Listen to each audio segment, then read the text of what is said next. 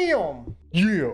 Woo! What a day! Golly, thank you, Elon. All hail Elon! What's up, sons? It's Blind Rod with Son of a Tech once again, and today I have yet another talking head video. Yep, and today we're going to be talking about should you mine cryptocurrency on your laptop. But before we get into that, if you guys want to chat with other crypto enthusiasts as well as cryptocurrency miners, M-I-N-E-R-S, yeah, I saw you dirty peeps in the comments. I need to turn that stuff off. Anyways, so if you are looking to, make sure you go ahead and click the join button down below the channel. The $1.99 level will unlock the hidden registration link for Rocket Chat. Rocket Chat is a self-hosted chat application that we run for, of course, the sons, which are, of course, y'all, the community. And we have it behind that paywall to essentially block all the spammers and scammers and that sort of thing, because the bots haven't quite figured that out yet. If they do, we also still have more control over it to get rid of it. Feel free to cancel the membership if you can't afford it. That doesn't bother me. This is just a way for us to kind of make sure that everybody that is in the chat is invested in some form or fashion. And we have a lot of good guys there that have a wealth of information and are sharing it freely. So thanks everybody that's already in the Rocket Chat. You guys have been awesome. I love it. The push notifications are working on mobile. We have a dark mode. It has a desktop application as well as, of course, a mobile application for you to access it on. And it works very well. So there you go. Now, let's talk about mining cryptocurrency on a laptop. And I want to just say, hold on. Wait until we talk about it before you start going and watching the how to mine Ethereum video and clicking through everything. First of all, we need to talk about the cryptocurrencies that are, profitable to mine currently. And the biggest one that everybody wants to mine is, of course, Ethereum, the big daddy of mineable coins, at least until, of course, we have the proof of stake move with ETH 2.0. But the big deal here is going to be mentioning that it has what's called a DAG, and that's just basically short for a data set. And that data set is growing, and now it's grown above 4 gigabytes. And the thing is, when you're mining with the graphics card usually, and especially on a laptop, you'll be mining with a graphics card. If your graphics card does not have enough available video memory to load the entire DAG into it, you will not be able to mine it. So go ahead and figure out what GPU is in your laptop and Google that, and then figure out how much video memory, also short is VRAM, before you go ahead and even waste your time trying to mine it. There are other mineable coins. I would suggest using the one that I talked about for mining on a gaming laptop, if anything, which is Vertcoin, because Verthash is a little bit more friendly as far as usability on desktops, which is why I talk about using that on gaming systems, especially if you're like just browsing the web or something along those lines. It's a lot better if you're able to just go ahead and be able to utilize your PC if that's what it's meant for with Vertcoin and not Ethereum, because that's going to use Ethereum basically uses up a lot more resources.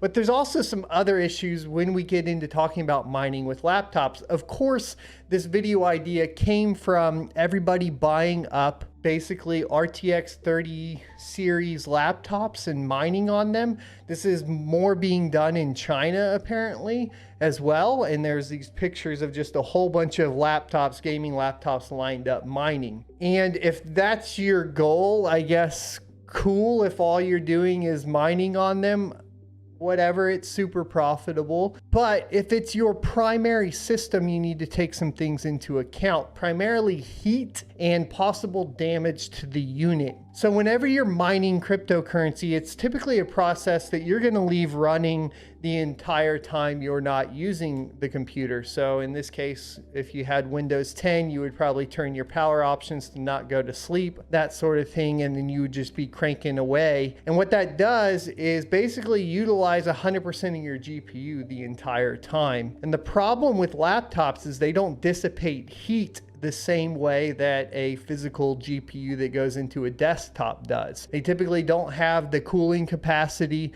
that a desktop has, and therefore they get hot quicker. This is also why, if you have tried mining on a laptop, you'll notice that, let's say you have an RTX 3060 Ti in that laptop, it's probably only getting like 40 to 45 mega hash a second. And when you go look at charts, you're like, well, all these guys are getting 60 mega hash a second. What's happening there is that your memory modules are actually getting too hot, so the computer is throttling it down. And when it throttles it down, the memory isn't working at a higher speed, which means you get less of a hash rate. What that also means is that the memory is getting very, very hot. And so the computer's saying, hey, it's putting a limit in there, and it's called thermal throttling. And thermal throttling will basically take the speed of the memory and the GPU core down so that it doesn't burn up. And that's one thing. So the good news is you can mine on a laptop and be fairly certain that your system should be able to kick in and say, hey, it's getting too hot, and self-adjust. In some cases, though, it might not be able to detect that across the board. And the reason for that is basically the temperature sensors in the laptop aren't necessarily on all components of the graphics card. And when we're talking about memory modules, it's quite common for you to just have one temperature sensor on a single memory slot or memory module and not on the rest. If you've ever taken a look at me breaking down a graphics card and showing you guys where to put thermal pads on, it's the same idea in, of course, a laptop. You have individual memory modules. So in a typical 8 gigabyte GPU, you'll have 8 memory modules with only one temperature sensor, if any, on any one of those. So depending on how the laptop is built and build construction, as well as how many temperature sensors were put in, it could not be sensing a single memory module that is actually way higher in temperature than another one. Usually the graphics card will be able to detect this and throttle itself down, but that's not always the case. Like I said, this comes down to build quality and so on. And you have AI, different partners building different versions of the board and so on. So if you have a specific hotspot that's not getting read properly, or the software messes up and the system doesn't downclock, you can burn up the memory modules in your laptop. And at that point, because it's a laptop, what happens? Basically, the entire system for most laptops is dead.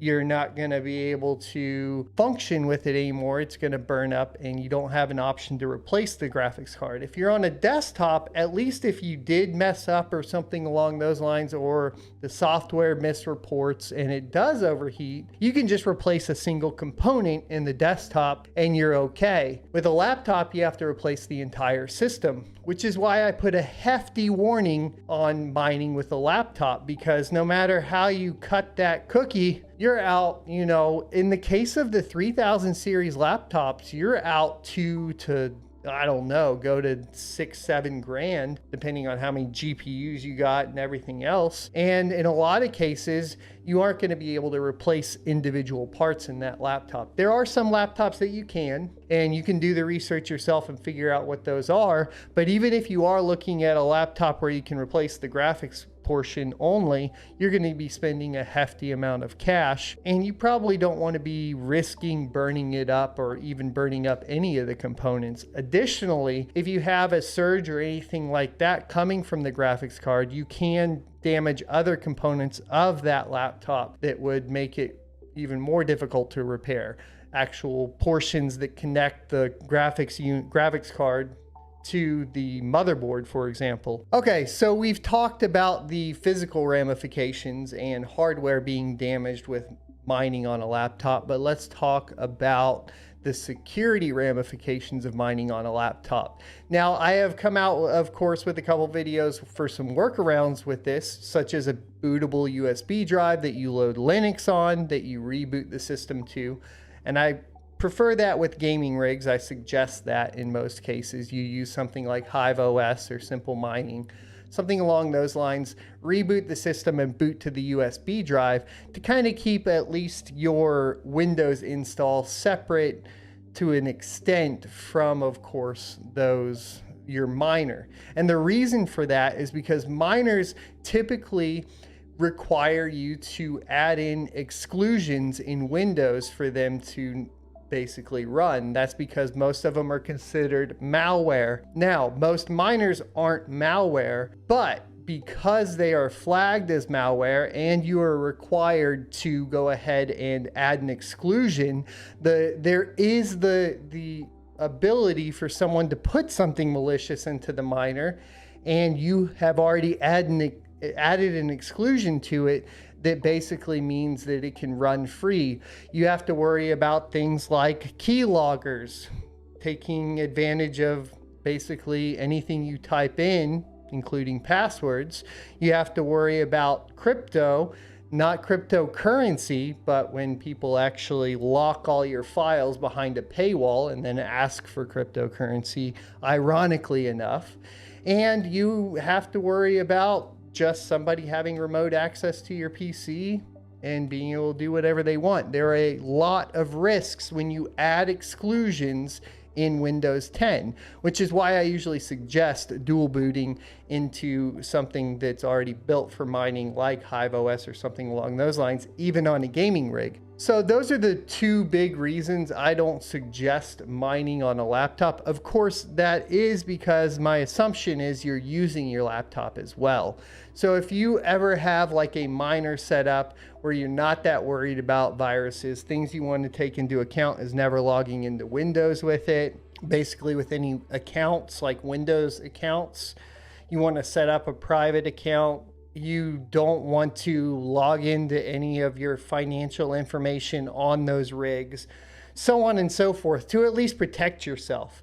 But that means that at that point, that miner isn't really going to be functioning as a daily driver, which also means, of course, that laptop would not function as a daily driver. Additionally, if you're going to dual boot, I recommend making sure that you have a Tpm module, which I have one here. And if you don't have it built into your motherboard, most laptops do, but if you don't, you can get a little module like this.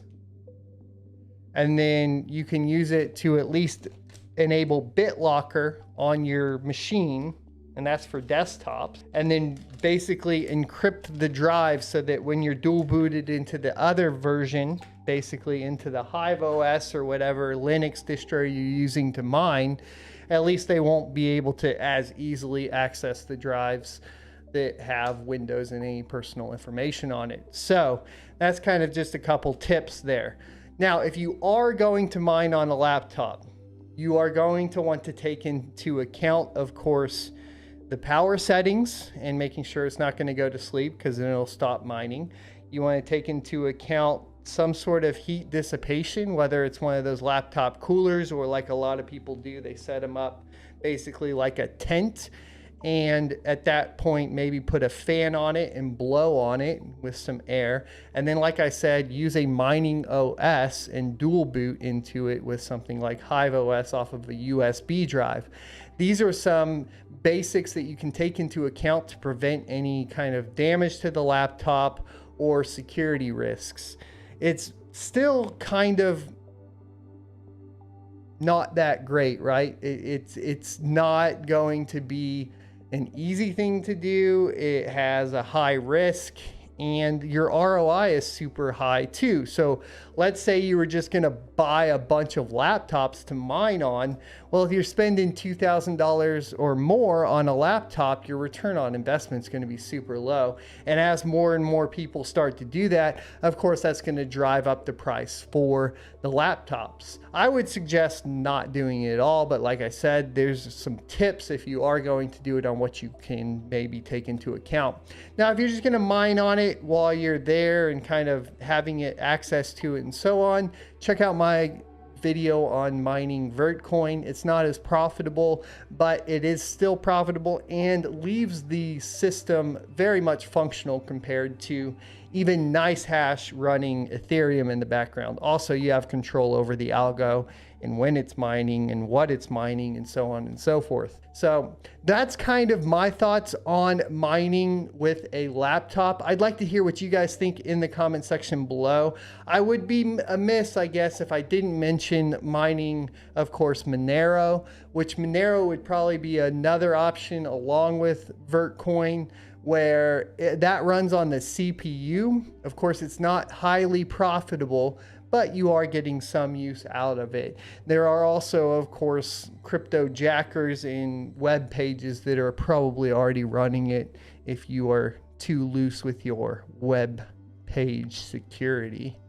But we can talk about that in another video if you're interested on browser jacking with cryptocurrency or crypto jacking, because that's a fun topic as well. Anyways, thanks for watching. I hope you enjoyed the video. We're doing videos every day, and so tune back in. Make sure you hit the sub and the like button so you can come and check in on what the latest cryptocurrency content I am talking about is, or tech. I like tech as well. We've covered lots of tech. And I will see you next Tuesday.